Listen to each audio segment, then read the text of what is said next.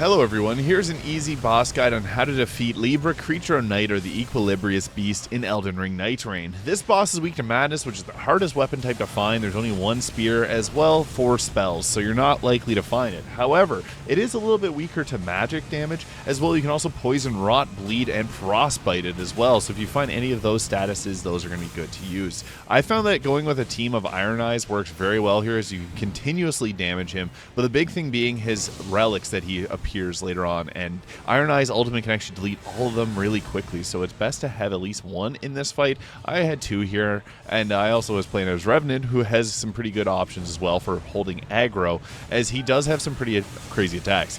It also was nerfed. He did have a 10 hit combo who used to always spam. Now he won't do that anymore, so I found this fight is a lot easier, as that fight was one of the worst to go against. But you can see there, I applied Scarlet Rot. That's something you want to have up at all times if possible.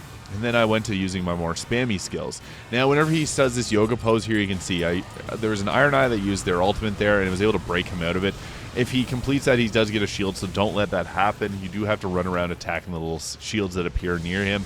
But I was able to find an ability or dormant power that gave me Madness when I walked around, which is kind of a useful one to have here. That was the attack he used to do 10 times. Now it's only 3 or 4 times. And this attack is the follow-up that he oftentimes does. You got to avoid the little splashes on the ground and dodge roll away from them. It is kind of challenging to avoid.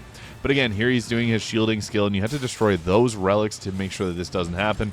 But a simple Iron Eye ultimate will always take that down, so that makes this a lot easier. I also was able to find the Godric's Dragon Fist there. Any spells that leave an area of effect afterwards can work pretty decently against this boss, as it'll sometimes stand in place, and then you can use the area of effect damaging skills to do some damage. You can see there again, I was able to unfortunately get hit by that. It does hit in like an asterisk type mark, so you do have to move to the side. Whenever he does that attack, it's pretty telegraphed. Stay away from it, sprint away if you're close to him, and you won't get hit by it, or you can dodge roll the timing on it. But he does teleport around often.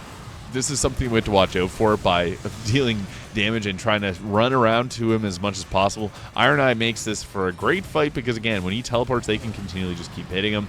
I had to run in and sometimes do some of the melee attacking here, like applying that fire ground there, and then the Madness hit him there, which is also kind of nice. He'll also use that Gatling gun type attack, but it's not too challenging, and these runes that he leaves on the ground, you have to dodge roll through them.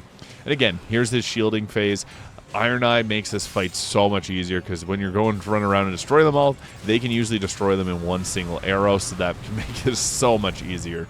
Not having a tank makes this fight a little bit more challenging, but I actually find that you don't fully need a tank, and if you were to have one, the best one would be Raider, because you can break his posture pretty easily. If you are able to find any type of Madness, this will take him out of his spell casting whenever he's going crazy with that, so that's something else you can keep in mind.